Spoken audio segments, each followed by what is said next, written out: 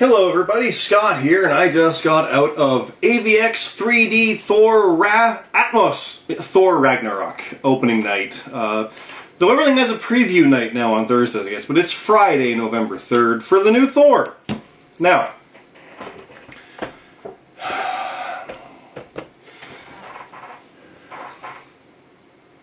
up until today, I was ready to say something that would have been like, oh, no one else thinks this, but yeah. Today I saw an article saying, hey, this is from Sci-Fi, hey, the first Thor movies aren't as bad as you might think. Yeah, no, the first Thor I really liked. Remember, there was Iron Man, Iron Man 2, Incredible Hulk in there between, and Thor. Captain America, which was my favorite for a long time. But I liked Iron Man. I liked Iron Man 2. I liked Incredible Hulk. It was the weakest of a lot. But Thor was just great, because Hemsworth was amazing. Thor the Dark World, I really liked, but it's not memorable, unfortunately. The most memorable part is fighting through the dimensions with the hammer going through. Like, just keeping track of that was mind-blowing. It was really good. So people were like, oh, why Thor for the third Thor? Yeah. Thor Ragnarok is... I say this after every Marvel movie. There's been 14 or 15 of them now. It's an incredible amount of fun. It is ridiculous. I know one complaint against it has been... Spoiler-free, by the way, don't worry. One complaint against it has been that it is too lighthearted. It is, but that makes the serious moments that much more impactful. There are deaths in this movie, and they stick. We don't see them undone, in this movie at least. Because it's comics, right? When Hela comes in, things get insane. And by the way, Cate Blanchett, I've never liked her more than in this. This is going to sound weird, but I've never really liked Cate Blanchett much. She always looked a little off, like Galadriel was weird. I honestly can't think of anything else offhand she's been in. But nothing's ever stood out, and that's no offense. It's just something about it was always lacking. Here, though, oh, she had that devilish smile the whole time as the goddess of death, and oh my god, it was just so good. She does this amazing speech. You've seen in the trailers, Asgard is dead. She does this amazing speech, and someone says a line, and it's a wide shot of her, like, what are you talking... If you've not been paying attention, like, it's a real moment. It's super good. So yeah, but she's also the goddess of death. Hemsworth is Thor. The opening sequence, you see him in the chains in the trailer, is some of the best Thor you've ever seen. Like when he's fighting in the Avengers, knocking everything around, that's what that opening is like. It's incredible. And has Surtur. Yes. Surtur, who in pop form is actually pretty cool. He's this big orange glow guy. Surtur is awesome in this, voiced by Clancy Brown. This guy is the reason for stuff. This is important. So yeah, this guy is the opening of the movie. And you've seen Hulk fight him at the end, too. He's awesome. He's great. Sets everything up. And everything just logically fits with everything else. Stuff goes wrong, as it does, and we end up with craziness. Now, I'm sad. We don't have Sif. We don't have Jane. We don't have Selvig. Kat. Darcy, her character. Though they're not in this, but it makes sense. They're really barely on Earth at all. And, well, they can always come back. You can do that kind of stuff. That's no problem. Who we do get, though, and we get him, and it's something that people have been wanting, something that Universal was, for some insane reason, not willing to go with, is the Hulk. We get the Hulk. We get Planet Hulk. And we absolutely do. Mark Ruffalo went on record saying that recently they asked him what would you want to do for a Hulk movie. Excuse me. Because Universal has the rights to distribute that. That's the one kind of thing out there. Fox has all the X-Men and Fantastic Four. Universal has the Hulk and they're not letting go. Well, they just worked in whatever it would be into a 3-movie arc. So this was movie 1.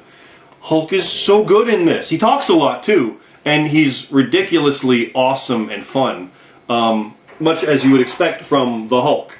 He's great. Mark Ruffalo is incredible in this. Hemsworth, like I said, is back and is really good. I was worried about the stuff after you like strip down Thor, like the cape is ripped, the hair is cut, but he's great. Hiddleston is awesome in this. Korg and Meek are so good. Everything about this movie is a lot of fun, but I understand some of the tone, excuse me, goes to 11. And like Guardians did that, but it was kind of childish. This kind of fits with just how Sakaar is nuts. Like, the world makes no sense, and they're struggling to make sense of it. So that works in that regard. One of my favorite animated movies is Hulk vs. Thor. It was on this Hulk vs. 2-pack with Hulk vs. Thor and Hulk vs. Wolverine. Hulk vs. Thor was great because it was the story of Ragnarok, and the reason it was happening was because of the Hulk. Because Ragnarok always happens, gets shut down, and that's fine. But in this one, Loki tricked the Hulk, and he was there, and like they'd never encountered this before. This being of science, even though that's what created him, he was this giant monster breaking the rules of Ragnarok, thereby causing it. They didn't do that here, but they played with aspects of that, with the Hulk in Asgard. We've seen the trailers, he's on the Bifrost, and fighting Fenrir and Surtur and stuff, and it's incredible, it's awesome, that concept is so good. I will say nothing more, because specifics happened that made me go, ah! There was one bit, I'm trying to remember what it was, something happened, and I, despite myself, went, ha! And, like, the audience laughed with me, because, like, it's like, oh, that really got that guy. I was that guy for that moment, and I regret nothing, because it was a great moment. I don't remember what it was, but yeah. I love Thor Ragnarok. If you had problems with Guardians 2, I don't think you'll have problems with Thor Ragnarok. I'm saying my friend Jason disliked a lot of Guardians 2, and I can understand why. I get it. I really do. I don't think those problems apply here, because they work infinitely better here. It actually makes me realize, oh, yeah, Guardians 2. Like, it's kind of opened my eyes to that. Like, this is how you do it properly. I want Infinity War now. Thanos is my favorite character, and I cannot wait for that. I have his pop, too. If I'm going to show off pops, I have to do it. He's a giant one. I don't know why, but he's Purple Man in the chair. Thor Ragnarok.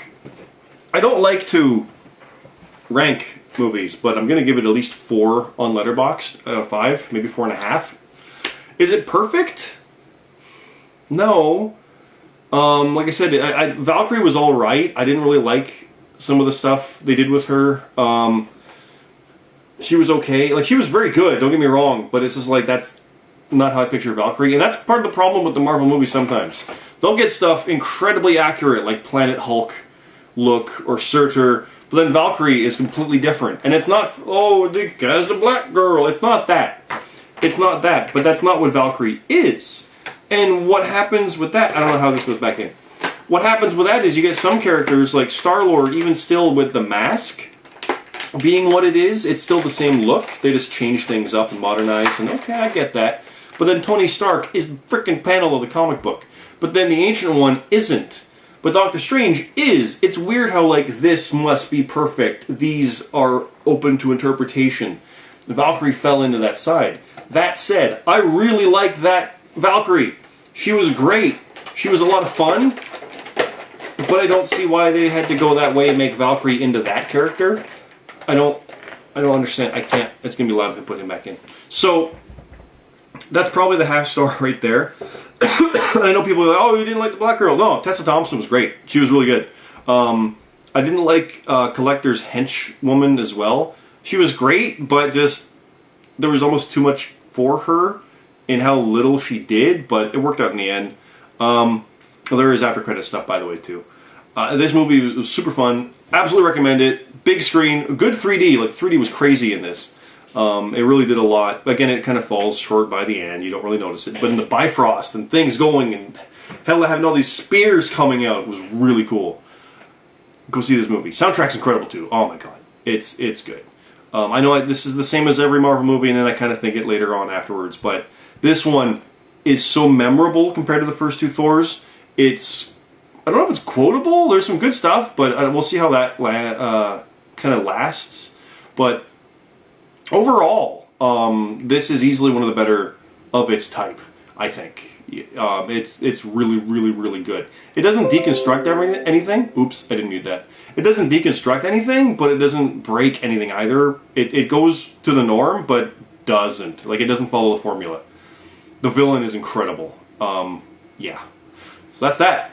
Thanks for watching. GuiltyPleasureCinema.com. Cyclops Scott here on YouTube. These are pages from the GPC scripts, the 5th anniversary, which, by the way, was February, and episodes leading in. I have the next week off, so I'm going to be shooting more and doing more and working on that. It has officially been, I believe, a year and a day since the last episode went up. That was last Halloween, 104. So I know, why am I still doing it? Well, I have plans, obviously, as you can see. So check all that stuff out. Cyclops Scott on YouTube, Twitter, Guilty Pleasure Cinema on Facebook. I'm also on Jobber Radio, search for that. Zion Mainframe Gaming, search for that. And Reckless Eating as well here and there. So that's that. Thanks for watching. See you next time.